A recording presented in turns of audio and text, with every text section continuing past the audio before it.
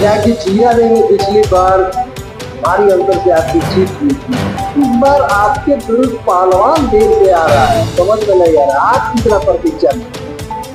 देखिए, हमको उनका प्रतीक्षा क्या करना है, हम अपनी तैयारी कर रहे हैं और हमारा पार्टी का जो काम है और जनता ने जो हमें जवाबदेही दी है, जिम्मेदारी दी है, 5 साल तक हमने जनता के सुख दुखों में शामिल रहा, उनका सेवा किया, उनके एक एक सवालों को लेकर के हम लोगों ने जो सड़क से लेकर सदन तक संघर्ष किया, इन सारी उपलब्धियों को लेकर के जनता के बीच हमारे एक एक कार्यकर्ता महागठबंधन के जा रहे हैं, हम लोग जा रहे हैं और हम लोग इस तैयारी में लगे हुए हैं।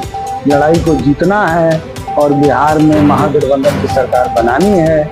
जनता ने ऐसा मन भी बनाया है, पूरे बिहार में बदलाव का बिहार है और इस बदलाव के बिहार को और तेज करना, इस काम में हम लोग हैं। अच्छा, आपके तरफ से ये कहा जा रहा है कि हमारी सरकार बनती है तो बाप भवन योजना के तहत 25 रुपए प्रति महीने दिया जाए और उस हिसाब से जोड़ा जाए तो बिहार का जो बजट है उसके बराबर ये राशि है, कैसे दे पाएंगे?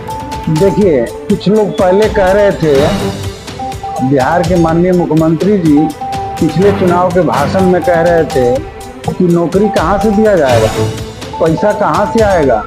ये सब तो आप लोग सुने हैं, लालू जी के घर से आएगा, वैसा ऐसा सब बोलते थे और यहाँ तक बोल गए कि मेरा अंतिम चुनाव है, अंत भला तो सब भला। यहाँ तक भी इमोशनल कार्ड खेल करके वोट मांगा गया। लेकिन हमने देखा कि एनडीए 17 साल में तो नहीं दिया, लेकिन 17 महीना का मौका जो मिला, जिसमें महागठबंधन साथ में खड़ा हुआ, तो 5 लाख के करीब नौकरी तो बिहार में मिली। सभी विभागों में नौकरियां मिलना शुरू हो गया।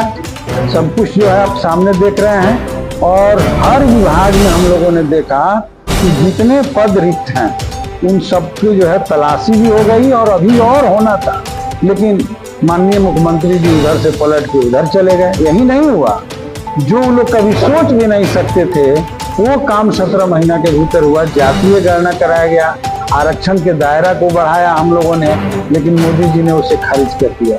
तो बोलते भी रहे कि आरक्षण का हम कभी भी पक्षधर नहीं है और उस काम को उन्होंने किया तो वो भी खत्म हो गया। फिर हम लोग देखे कि 2-2 लाख रुपया देने की घोषणा नहीं बल्कि बिहार के कैबिनेट से पास किया गया कि जिनकी आमदनी 6,000 रुपये से कम है, 95 लाख के नियर अबाउट परिवार है, उनको हम जो है देंगे। लेकिन क्या पलटी मारने के बाद ये सरकार दे पाई? और आज जब चुनाव आया तो डर लग रहा है कि बिहार की सत्ता जा रही है, तो 10-10 हजार रुपया वो भी जो है 10 या 15% महिलाओं को मिला है, दे करके वोट को खरीदने की कोशिश कर रहे हैं। इस बात को भी लोग समझ रहे हैं। महिलाओं की ओर से नारा लग रहा है कि 10,000 में दम नहीं और 2 लाख से कम नहीं। आज बिहार की महिलाएं जो ये कहते हैं कि हमारे पहले कुछ था लेकिन कुछ नहीं था, तो बिहार की महिलाएं 1 लाख 2 लाख रुपए का लोनदार नहीं थी। आज एक एक महिला है बिहार की लोन में फंसी हुई है, जाल में फंस गई है और उनके पैसे लूटे जा रहे हैं, घोटाला किए जा रहे हैं। उनके दरवाजे पर आ करके एजेंट 7वें दिन बैठता है, उन्हें प्रताड़ित करता है, उनकी संपत्ति जब्त करता है, वो आत्महत्या करने के लिए मजबूर हुई है। हमारी महागठबंधन की सरकार ने घोषणा किया है कि हम 2500 रुपया प्रति माह देंगे, साल में 30,000 रुपया देंगे, 5 साल में 1.5 लाख रुपया देंगे और इससे महिलाओं की स्थिति में सुधार होगा। और झारखंड में हम लोग दे रहे हैं, कोई झूठी बात नहीं है। प्रधान किशोर जी कह रहे हैं कि मेरे दबाव में ये पेंशन की राशि बढ़ाई गई है, महिलाओं के खाते में पैसा जा रहा है। आप लोग तो देखिए, ये तो प्रशांत जी अभी कुछ है नहीं, नए आए हुए हैं, लेकिन असेंबली का पूरा संघर्ष उठा करके देख लीजिए कि कौन लोग जो है विधानसभा में पेंशन बढ़ाने की मांग करते थे। हम लोग करते थे, माले के सब लोग करते थे। हमारे महबूब जी तो लगातार कई वर्षों से कर रहे थे। हम लोग 200 यूनिट बिजली फ्री पर, मेरा भाषण सदन में सुन लीजिए, मैंने 10 मिनट के अपने भाषण में पूरा बोला कि पंजाब में मिलता है, दिल्ली में मिलता है, झारखंड मिलता है, जहां आमदनी प्रति व्यक्ति आज ज्यादा है बिहार से और यहाँ नहीं मिलता है। मुख्यमंत्री जी कहते हैं कि बिजली फ्री नहीं दिया जाएगा।